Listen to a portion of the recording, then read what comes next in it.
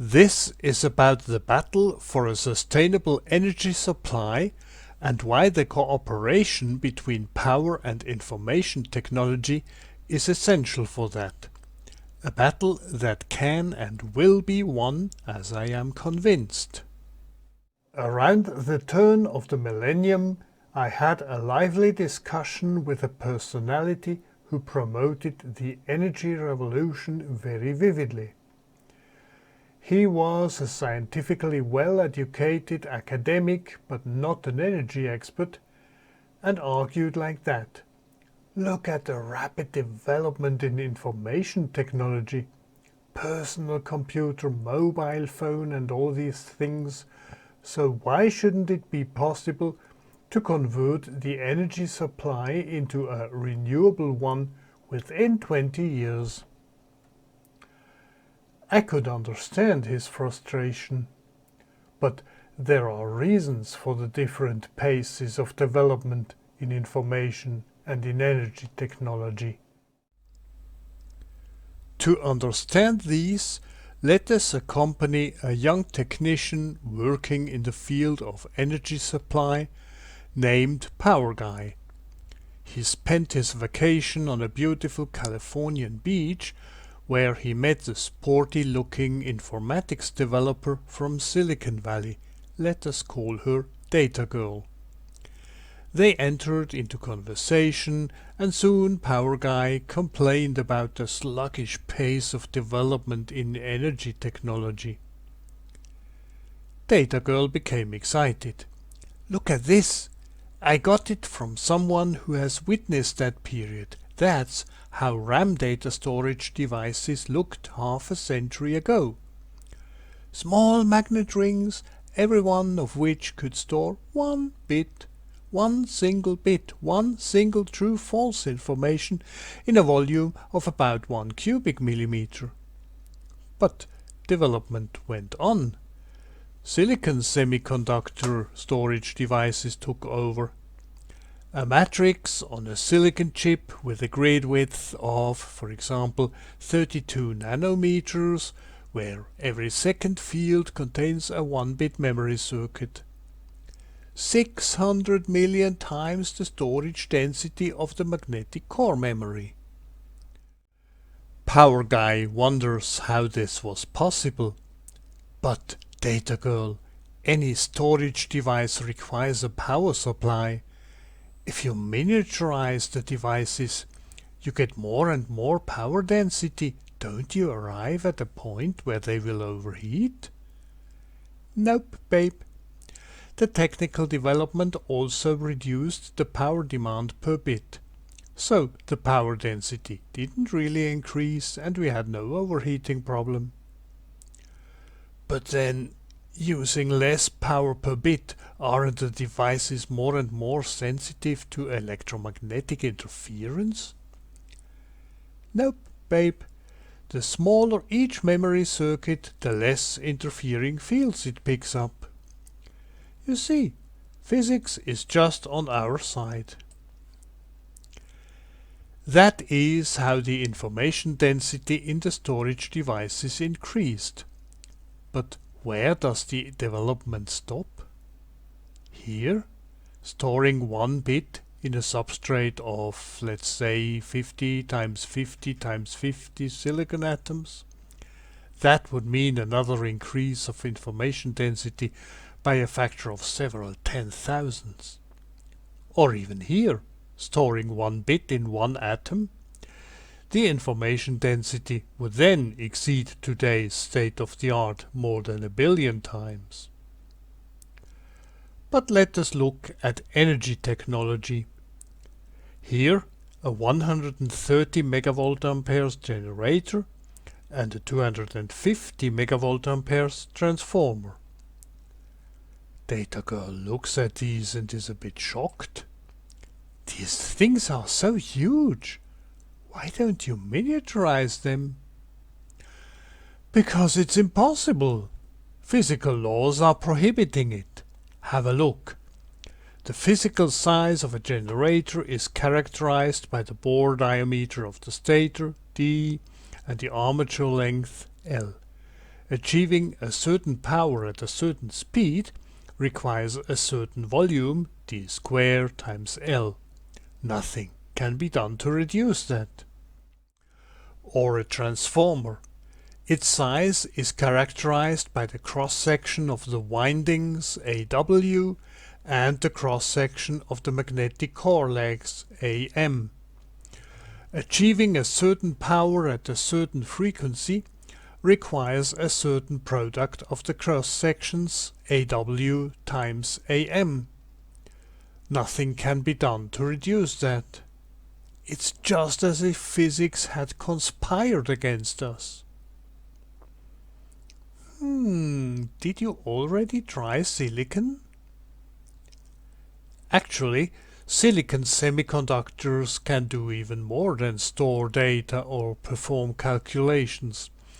They can also convert electric power from one form to another, and this nearly without any constraint.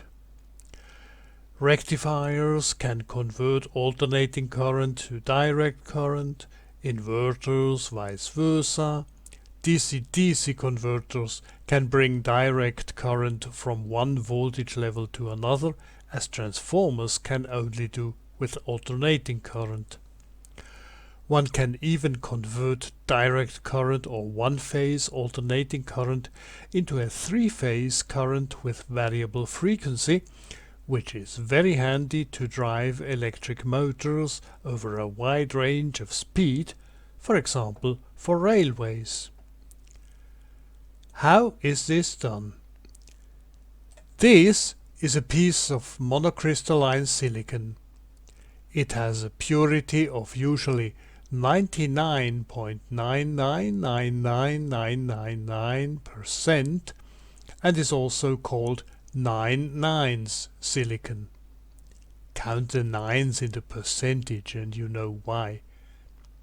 At that, it is just one single crystal with ideally no defects in its crystalline structure.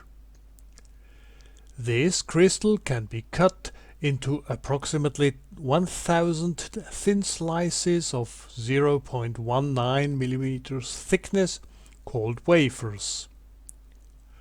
On each wafer, sophisticated processes are applied involving photolithography, etching, diffusion of doping atoms, until in the end the wafer can be diced into approximately 350 single semiconductor devices.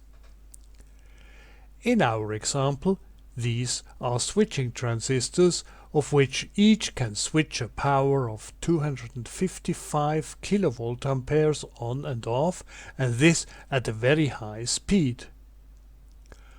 All the transistors produced from this one silicon crystal could switch a power of 90 GVA. As we shall see in the next slides, the size and the material expenditure per megawatt is by many orders of magnitude lower for silicon converters than for transformers or generators. But even the silicon switching transistors are subject to physical limits which don't exist in information technology. To withstand a certain voltage, the silicon chip must have a minimum thickness. To be able to conduct a certain current, a minimum cross-sectional area is needed. Voltage times current equals power, thickness times area equals volume, thus a certain power rating requires a certain volume of silicon.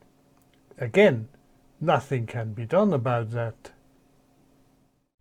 But let us now compare the required size versus the power capacity for the three devices we got to know: generators, transformers and silicon power transistors. First, our 130 MVA generator. Now an estimated scale has been indicated, which refers to the first generator in the foreground. In the same scale, the 250 megavoltamperes transformer. Last and least in size but not least in power, the silicon crystal from which transistors with a total switching capacity of 90,000 megavoltamperes can be produced. At least, silicon helps converting power with an extraordinary material efficiency. Power Guy begins to think that Data Girl could just pull solutions out of her brains for just any of his problems. So, what about energy production? Well, never change a winning material. Why not try silicon again? So, we come to photovoltaic power plants. Unfortunately, their size is determined by the intensity of the incoming solar radiation rather than by the properties of silicon. But why unfortunately? The required areas are there. Let us just use them. This here is the most powerful photovoltaics power plant in Switzerland, as for 2020. Here, a medium-sized installation on the roof of a carport, and here a tiny installation at a location where probably no grid connection is available. So, silicon also helps producing energy. But there are still many other renewable energy resources. Wind farms. After all, they are not ugly at all, are they? Small wind turbines, huge hydropower reservoirs, small hydropower, and still there would be a lot more. Is it already more than admiration that Power Guy feels for Data Girl? Anyway, maybe she has even a valid answer to Power Guy's most important question: what about keeping this immense complexity under control? And what does Data Girl feel for Power Guy? She is not able to deliver a foolproof solution for this complex problem. But what is much more, she offers her active help. Why? Oops. Now, this is probably the most important place in Switzerland where information and power technologies meet. The Swissgrid Control Center. Okay, this is definitely a one battle in engineering.